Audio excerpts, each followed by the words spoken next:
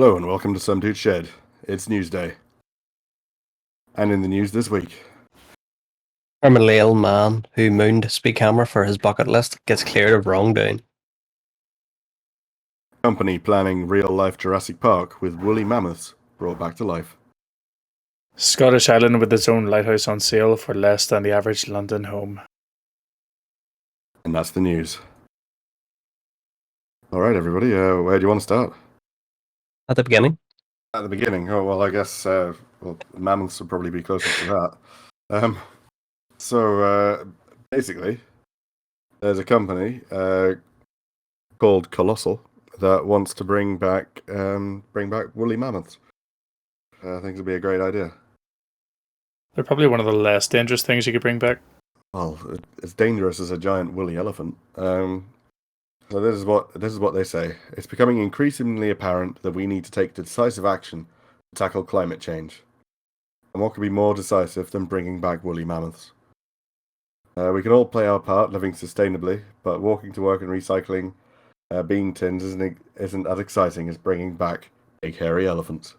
The idea is that mammoths, like elephants, are particularly adept at bashing down forests, which may not sound like a good idea to help climate change, but it could create large grasslands in the tundra of Siberia, where it could help to preserve the permafrost beneath, which a lot of harmful gases and stuff are stored in. And that's the theory. Well, surely if you bring back woolly mammoths, they're going to fart loads, and it's just going to be more gas. Like a big cow. Yeah. Yeah. Super cows. Probably. well, this looks like you get a nice big woolly rug from them. Well, it looks like it's not going to be exactly like Jurassic Park. They're not going to be cloned from a mosquito. What they're going to do is they're going to take some mammoth genetics and put it inside elephants. So they'll end up with like an elephant mammoth hybrid, and then just make it more and more mammothy every generation, I think. So initially, you're just going to end up with a hairy elephant then? Yeah, basically, yeah. It's just going to end up with a hairy elephant, which is basically what a mammoth is. It's not a million miles away. So some guy who works for Colossal says, we don't think this will be the be-all and end-all for climate change, which is very true. I can't imagine how bringing back a load of giant animals is going to help climate change. Really. Could you bring back like serial killers and execute them in death row again? But you mean like bring back the dead just so you can kill them again? Yeah, like say as like a, I don't know, like what do you call them? Serial killers. Right. Serial killer, and he kills like 10 people. So like you execute him on the electric chair, clone him, bring him back, execute him again, just 10 times. That's not going to work, because if you clone a serial killer, you just end up with a baby. It's a different individual. It's not a serial killer. I was expecting like in that film The Sixth Day, where they clone people and they come back as like adults. Right. Like they're grown in a big bag. Big bag. They're grown in a big bag, and then they're like, they're Well, like the way they were. I need a really big bag for the mammoths, because I think they're quite big. But yeah, basically, they want to bring back big woolly elephants because they think it'll, to quote them, it'll be a cool idea. That's awesome. It. Yeah, that's basically it. What's that Jeff Goldblum quote? They did something because they could, not that they should, or something like that, from Jurassic Park. They were big, dangerous. Dragons. It starts off with it's cool, and then next thing it's a big monster that's chewing you in half. There's an elephant. Well, mammoth. Yes, but this is where they'll start. You think it's only really the first step? They'll bring back dinosaurs. Well, since they think it's cool, then why would they just stop there? I suppose. But how would you do this method though with a dinosaur? I mean, dinosaurs are kind of their closest relatives today are birds, aren't they? So if you wanted a T-Rex, you'd start with an ostrich, and you just inject a little bit of T-Rex into them every time, and then eventually they'll turn into a full dinosaur. I feel like you could get a pterodactyl out of some sort of bird. Possibly. It'll take a while, but you will get something to look forward to, I suppose. Moving on. Yeah, so terminally ill man who mooned speed camera for his bucket list gets cleared of wrongdoing. Yes, the Mirror reports that Daryl Macomb, 55, was detained last November by police at his home in Kidderminster, England, for committing the offence. The man, who suffers from a severe form of multiple system atrophy, says he mooned the camera because it was one on his bucket list. Come on, let a man fulfill his dying wishes. Shortly after dropping his pants in front of the mobile speed camera van on Stroudsbridge Road, the father was slammed to the ground by several West Mercia police officers. Wow, there's like 5 people literally just tackle him to the ground. That's just unnecessary. That's amazing. So he tackled to the ground with his trousers down and everything. No, Oh, that's good. despite telling them he had serious health issues, police continued to detain him on the ground. Body cam footage of the incident was shown at the Richard Magistrates Court. However, police officers claimed during the trial that the man obstructed arrest. Prosecutor Sarah Hull said Macomb also began hurling abuse once they confronted him at his home. She said, "For matters that you do not need to know about, the officers attending the defendant addressed around 12:30 p.m. on November the 5th. They went to investigate an offence and they knocked on the door. The defendant answers through a window and says he will not cooperate. He did not want to give his name or discuss anything with the officers. The magistrate said, while Darrell did not disclose his health issues until he was placed to the ground, he was still found not guilty of resisting arrest. Chair of the bench, Justice Charles Townsend, said, "We feel that the police acted quite lawfully on Friday the 5th of November by arresting you. However, given the seriousness of health conditions you're faced with, clenching your hand in the way that you did was justified. Given the potential consequences of your hands being placed behind your back, therefore we will find you not guilty of resisting arrest and that your defence of self-protection has been accepted." According to Daily Mail, Darrell was pleased with the court's decision, citing that police were looking for any little thing to get on me. He added, "The truth, like oil, comes to the surface. You don't go to those extremes." The magistrate summed it up perfectly. It was taking a mallet to smash an acorn. It was just a bunch of young kids. There was no leadership there. He added, I'm assuming that's what he was talking about, the police officers.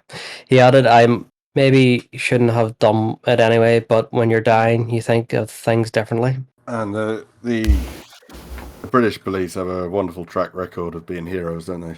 And we've been hearing so many stories about them knocking on doors for tweets and social media posts.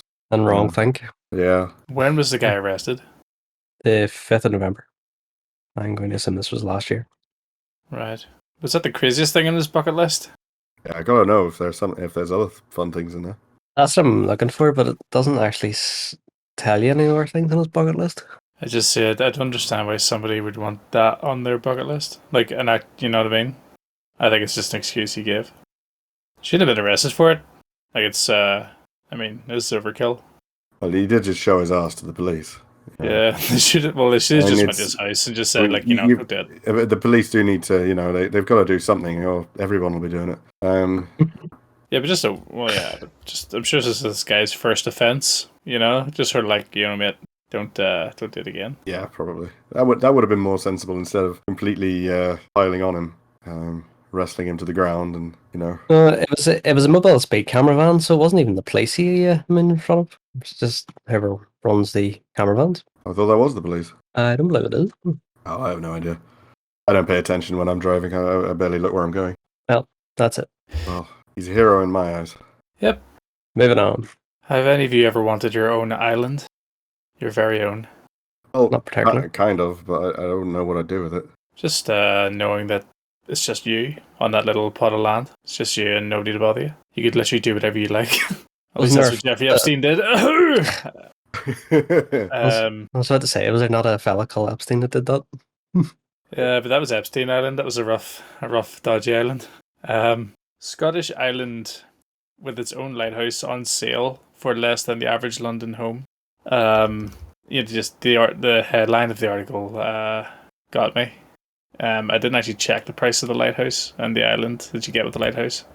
I'm assuming you get the entire plot. The price here is 529,000. So for 529,000, which apparently is the price of the average London home, which is actually ridiculously insane.